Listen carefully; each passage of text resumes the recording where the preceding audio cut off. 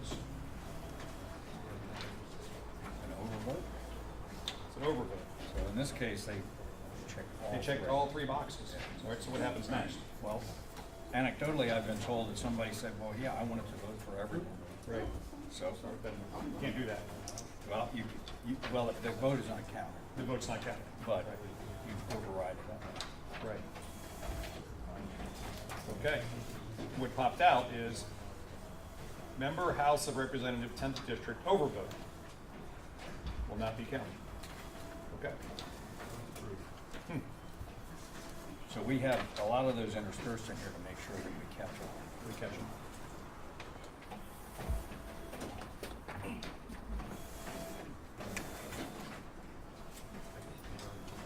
This was another overvote. Another overvote. Look at that.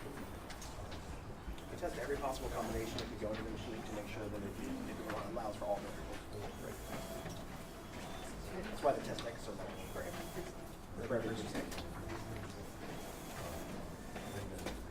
This is happening all over the county. No, we're doing just here. Today we're doing early voting, mail voting. This is early voting. And then next week we'll do precincts. Okay. So before any one of these machines ends up any place that it gets close to a ballot, it goes through the test. Yeah, and RJ as the tester is the last one to touch the machine before it's sealed. Okay. And then it gets sealed. What does sealing mean? Kristen, grab a seal, Joey. So when the machines are finished, actually this one over here is sealed.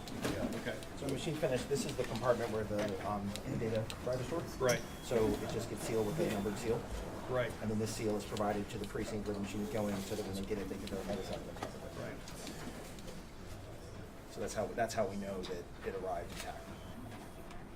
That's great. And then during early voting, every night, what we do is we actually close this. When we close for the night. This closes somehow. And we Yes. seal it here. You seal it there. Yeah. So every night it's sealed and every morning it's unsealed. And the number of votes that are held in it are compiled each night and every morning? Yeah, we verify the votes. We verify where it closed and where it started. Yes. Or where we shut down, where it started every morning. And we keep some very strict records. Right. That's publicly available too, isn't it? Yes, absolutely. Our outreach coordinator has a dashboard. We publish that information every single night on our website. Right. Wow, okay. Thank you. Okay. Keep inserting. You're doing a good job. Good job. This machine is waiting to be tested. Okay. So this is where we start setting the time. The machines know what the time is, and basically the machine will not operate unless it's sealed. So for instance, commonly during testing, what happens is someone all the time, they get it turned over.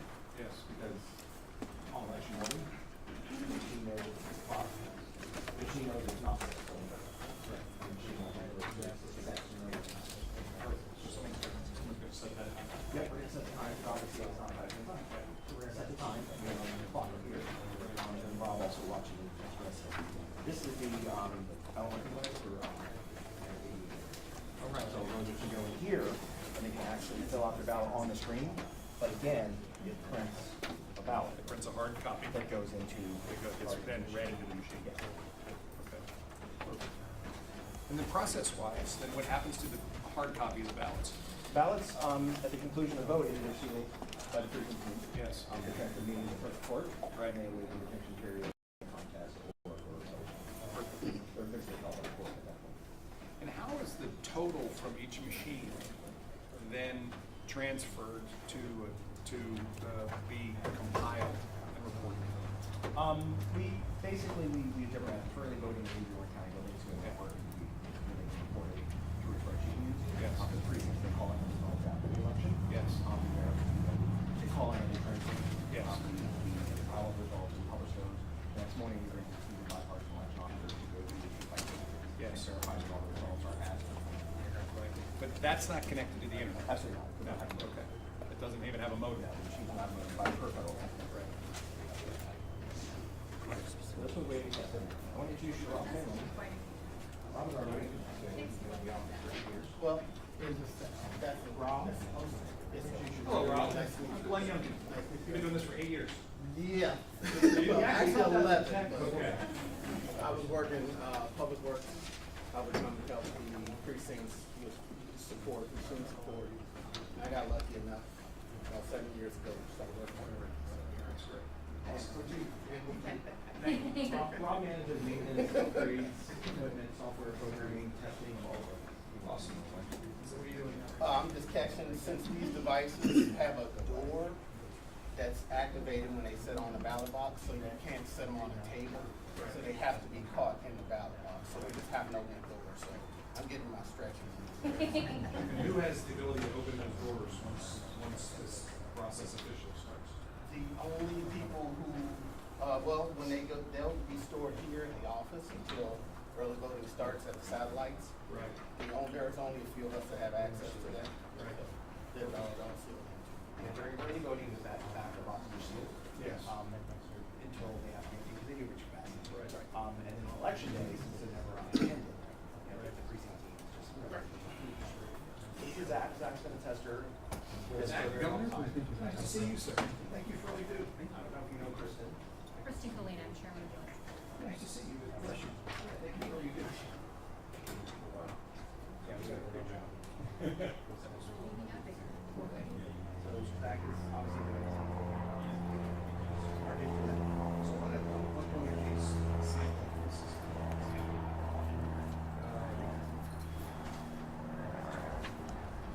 These are actual ballots. These are actual ballots. I saw the doors locked. These are actual ballots. Yeah. They were new. There'll be allowed to be in your past chair line or designated staff. Yeah, these are actual ballots. We tested real ballots. And we use Loudoun, we use a ballot on demand system for early voting to ensure that we get the right ballot, the right voter every single time. So our process is we actually print the ballots that we test early voting machines on the ballot to ensure we get the ballot. And then, in order to get an early ballot, first that's requested. For early voting, they just show up.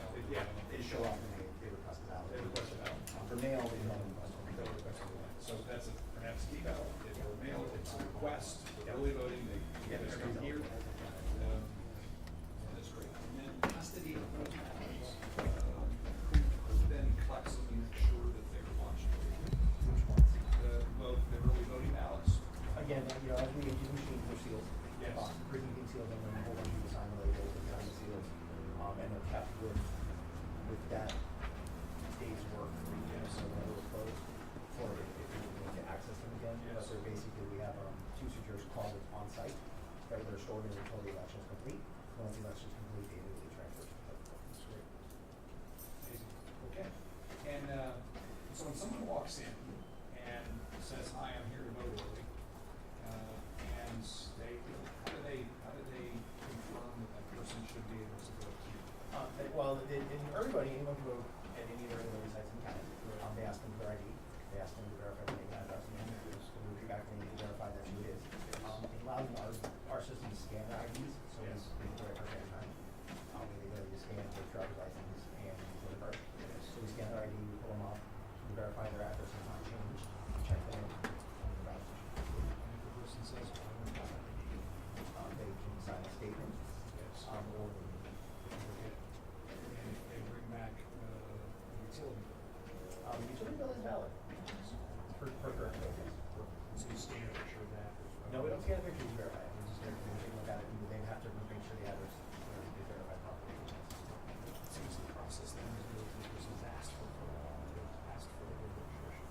Not something they have in there. I would say my experience is 99% voter verified driver license. Yeah, Huge majority. yeah, it's a very, very, very small. I think we did, in 2020, we have like 160 ID affidavits out of 250,000 voters. So it's a very, very, very tiny percentage that don't have a driver's license. I mean, I think in a county like Loudoun, it's basically just each of them have to drive. So you gotta get there somehow. Right? Right.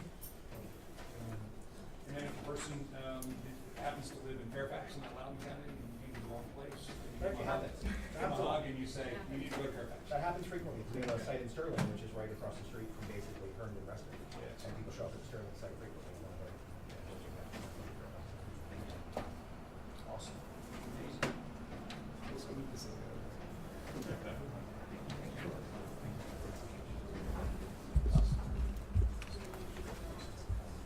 yeah, let's do that.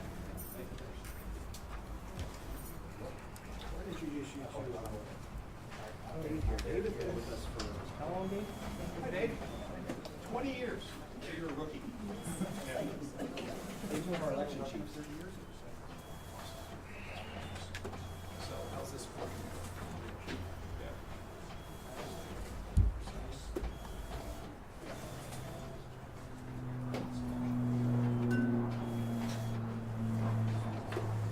And if you had a machine that you tested where you said, wait a minute, it's not working.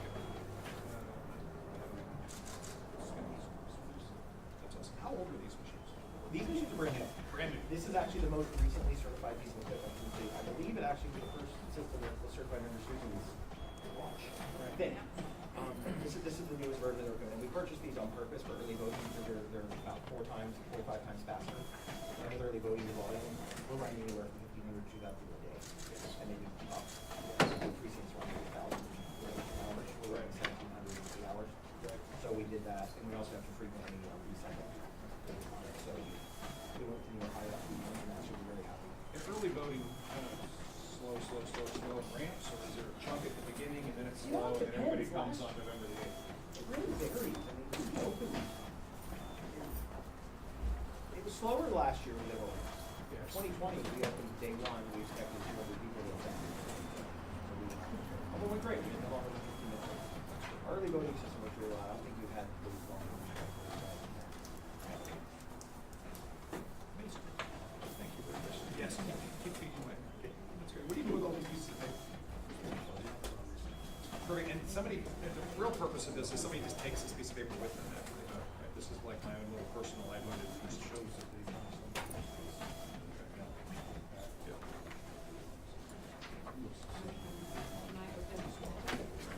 I think Joe's open the other side.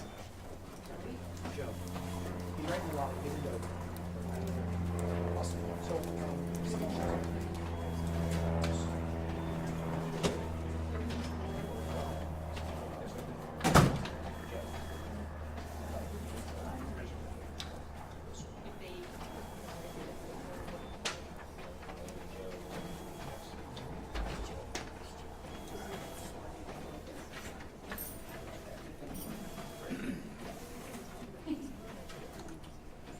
Okay, that's perfect. Thank you all very much. Thank you. Hi there. Hi. I'm Glenn Youngkin. And Emily, what are you up to? Make sure all the totals are. Awesome. You're making sure that the table falls in box. At the end of the day. Yeah. At the end of the day, the balance gotta go one. Someone's gotta do it. That's great. Thank you. I'll introduce you to my son, Anthony. Glenn Youngkin. So nice to see you. push-ups. How are you, sir? Good to see you. Glenn Youngkin. Christian, you got it. I'm glad you're here. Glad we're all engaged. Thank you. Thank you. What's your first name? Sorry, that was easiest for you guys. Hi there. For 8 years. How did it work? How are you? Pretty good. Get you in a hostage situation.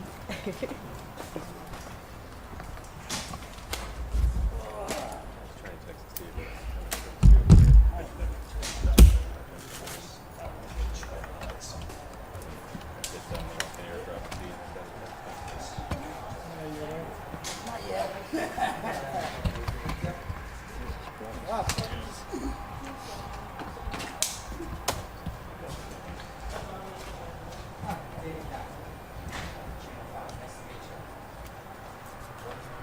It's just a flight.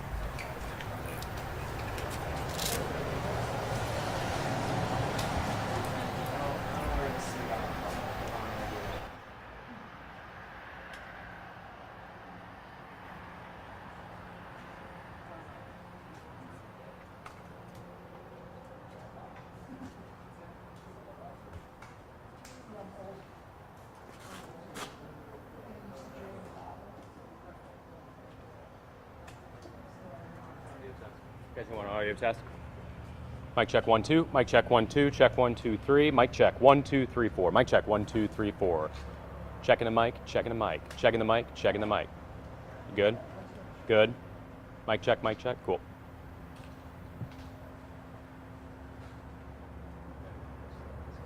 I nice. Ah, man.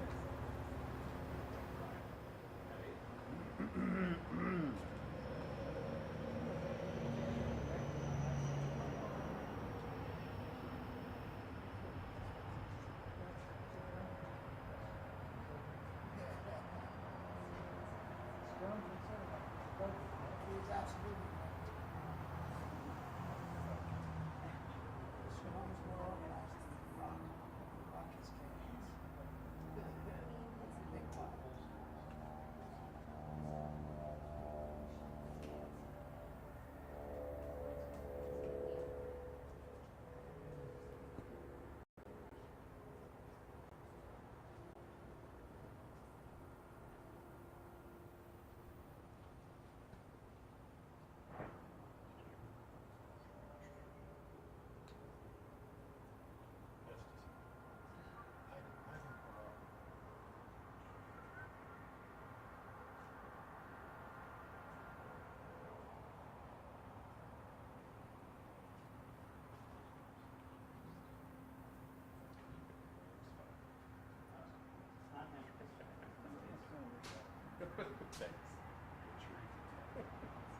Are you all good? Think you're good? Perfect. So this was both farm machines. Yes. What is that one father? I do not. Is it actively engaged in abortion? Yeah, that's what they were saying, from what I heard. Yes.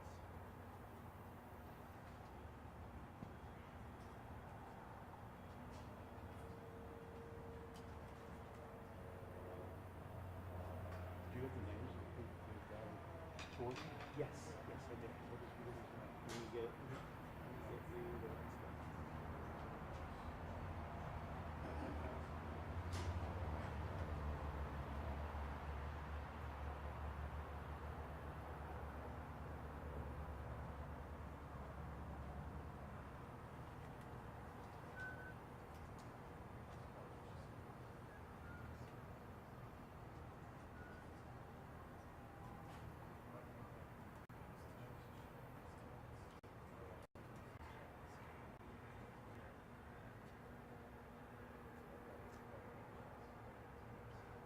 Ricky Keach.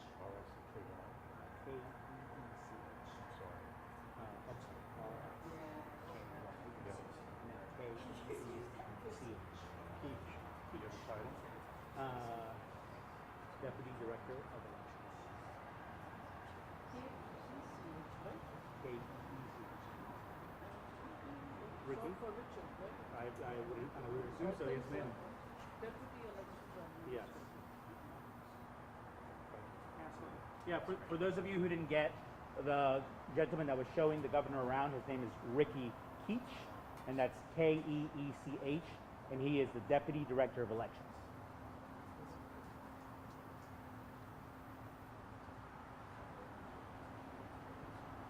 He has very detailed questions. He did. Well, yes. I mean, that's an insider to just about everything there. He does. Yeah. Oh, yes. If you get something down, like he will be, he will find you absolutely. There's nothing we can do. We're curious. Yes. Intellectually curious. Yes, absolutely.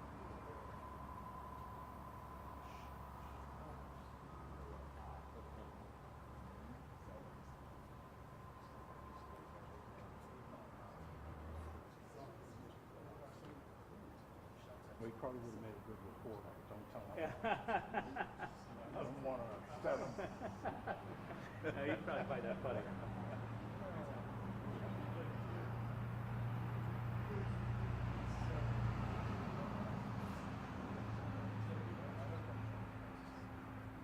What was his business that he ran? Private equity. Very first job. Where was that? Down in Virginia Beach. His father lost his offices up in Virginia Beach, and so he went to take up some of the slack to help pay some of the bills at home. Because that was then figured out he was really good at basketball, and from that he got a scholarship to go to Rice, and that's where he started D1 basketball. Oh, wow. Realized he wasn't very good. He was a bench warmer, but still.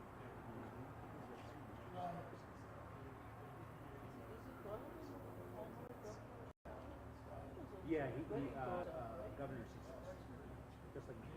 That's how I remember it. Oh, he's 6'6"? Yeah. Wow.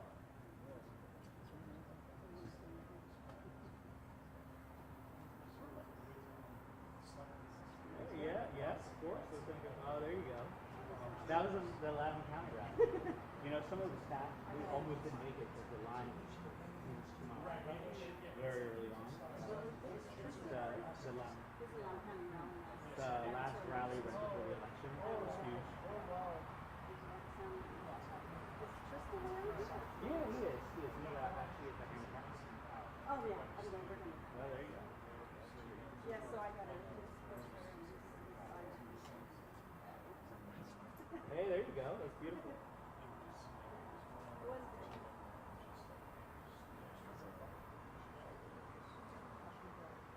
Thank you.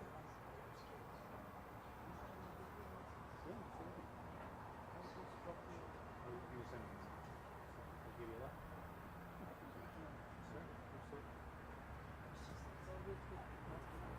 Yes.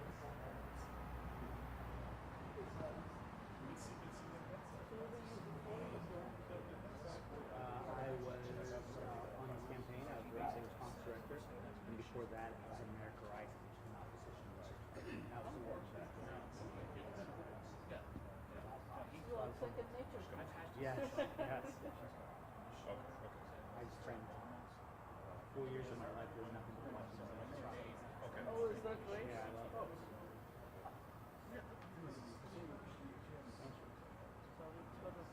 Oh, that's all right. No, that's all right. I got it. Yeah.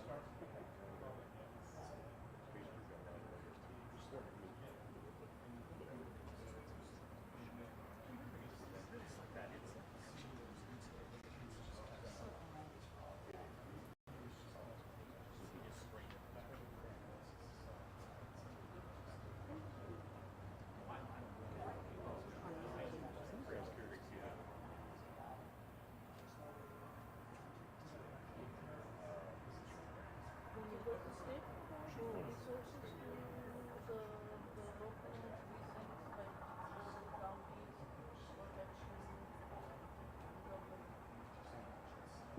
Yeah. And then also racial class.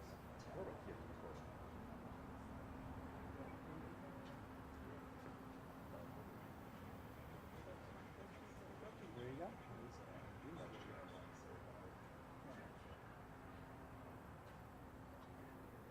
Yeah, yep. We'll do.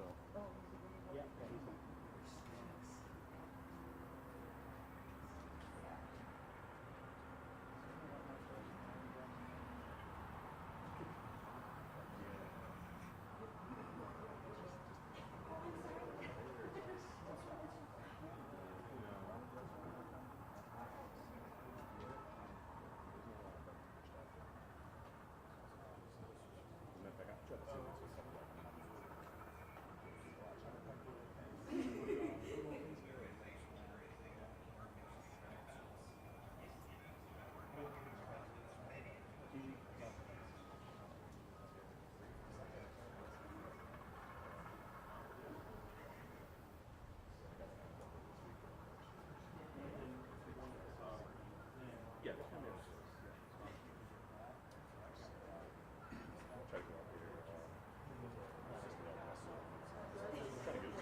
You sure do. Every day. I avoid those 95 traffic. I know, right? If you would only let me borrow the helicopter. You're gonna drive back then? He's going to the compound. No, after that. No, he's other private car. No, I was just asking you, like, you guys gonna get stuck on me because you drive back or does he? Oh yeah, no, he's going to drive back. Believe it or not, he's in traffic. And I sometimes wish that they would turn on the lights so we couldn't sort of just sit down there. Not good that he sits on traffic, but the fact that, like all of us, he doesn't have no I would have traffic. I'd be like, we're using the lights all the time. I'm not sure. Becca?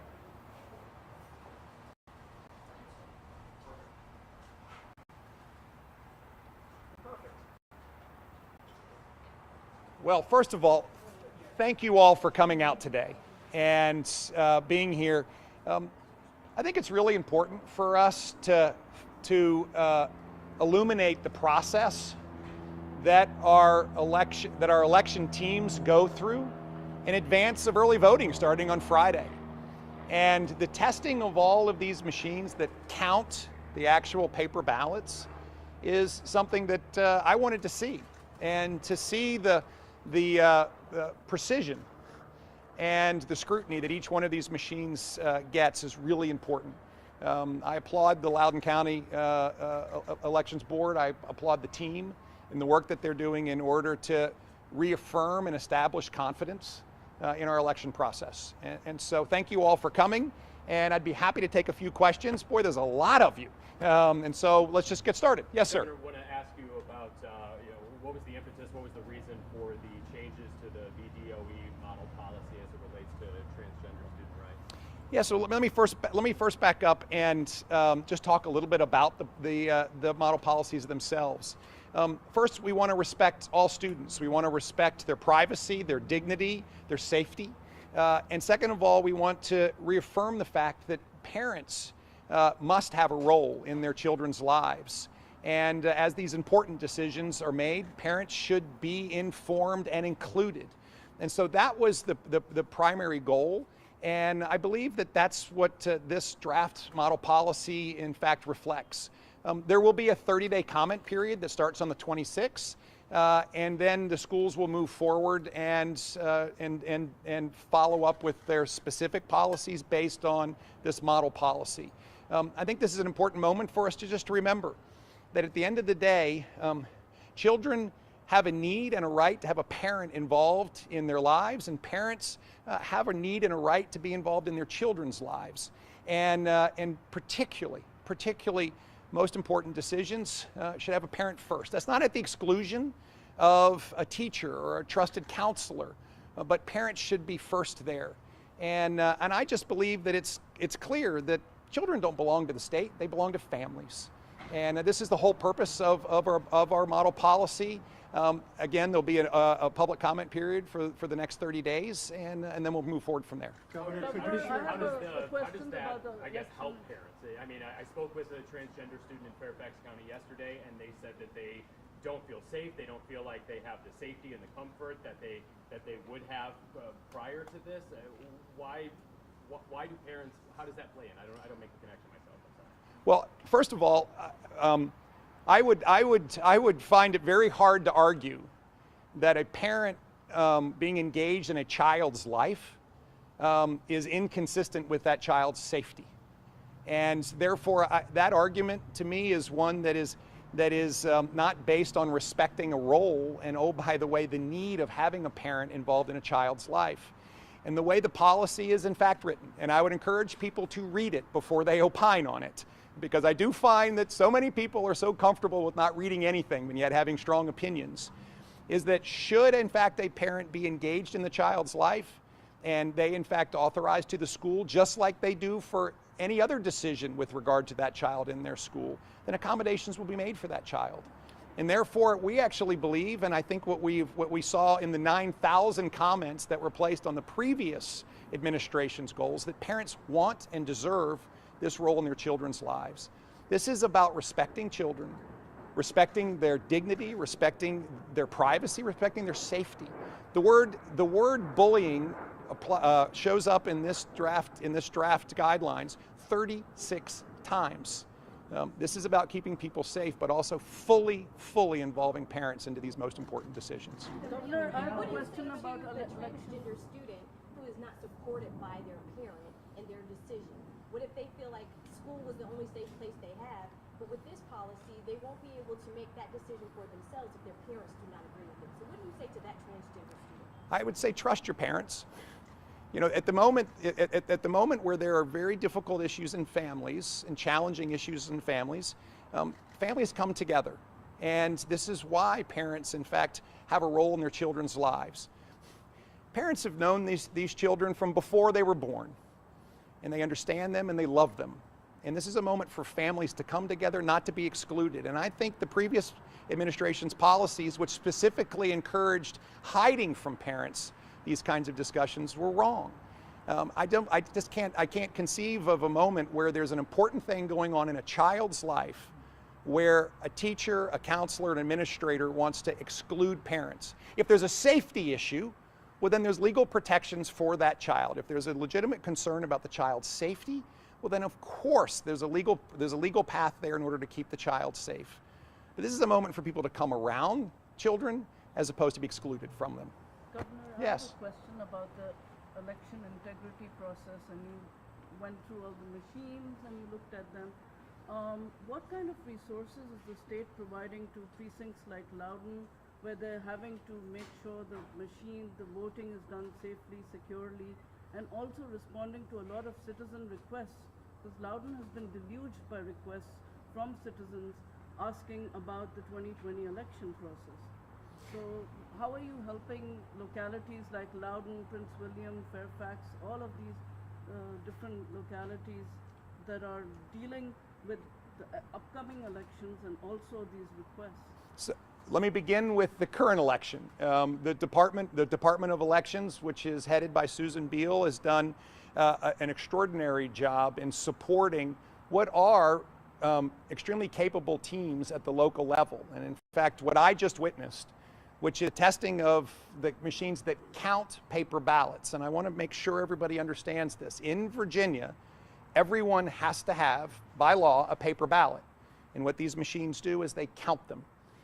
And the accuracy of their counting ability is what is being tested right now and certified. I think that's a very important process to make sure that we get right. I'm impressed by what I just saw. Trust the election process here in Virginia? Absolutely, I do. We have an accurate election process. I think it is dependable. And I'm encouraged by the fact that we are working further to improve it. All processes can be improved. And in fact, there were 3 laws that were passed this year on a bipartisan basis. One that excluded outside money from coming in and being used to run this process, otherwise known as Zuckerbucks, and we excluded those. It's no longer allowed.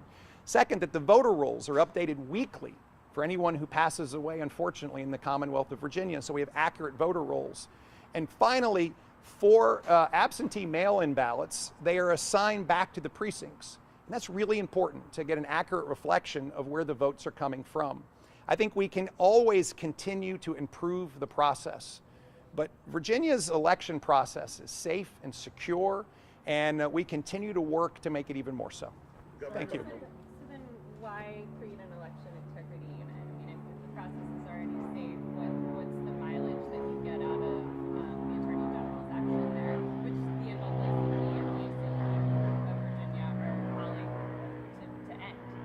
Well, I'm not sure I understand why anyone would be upset by the fact that our Attorney General recognizes that people have concerns. People have concerns about the election process. And oh, by the way, it's not just Republicans, it's Democrats. Let's just remind ourselves that in 2016, Democrats suggested that the election was stolen. And so we've got this moment where my job as governor, and oh, by the way, the Attorney General's job is to reassure people in the process. That's to have process certification, and that's to make sure that there are people who are in fact fully investigating concerns and complaints.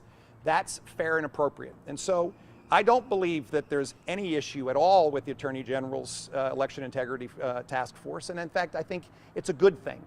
I think anything we can do to improve process and to improve people's faith and trust in that process is warranted. Thank you. Yes, ma'am. Do you plan on endorsing the school board race? Oh, that's a good question. The short answer is that we are evaluating the school board race here in Loudoun County. We haven't made no decisions as of yet. School boards matter, very much so. And I think we'll continue to review it and make some decisions shortly, but we just haven't come to any final decisions yet. Yeah. Yes. Yeah. Do you think it'll drive voter turnout, school board race? I believe that the election process across the Commonwealth of Virginia and across the country has more voter interest than ever. We saw record levels of turnout during my race last year. From a governor to governor period, we went from 2.6 million voters in 2017 to 3.3 million voters in 2021. And so I'd expect to see the same kind of voter interest in this election. Elections have consequences, and I'm very encouraged by the fact that people recognize that and are fully participating in our democracy by casting a vote. Thank you. Governor, about the transgender policy. Yes, sir. I want to ask you about the enforcement. School boards in Virginia haven't adopted current policies now.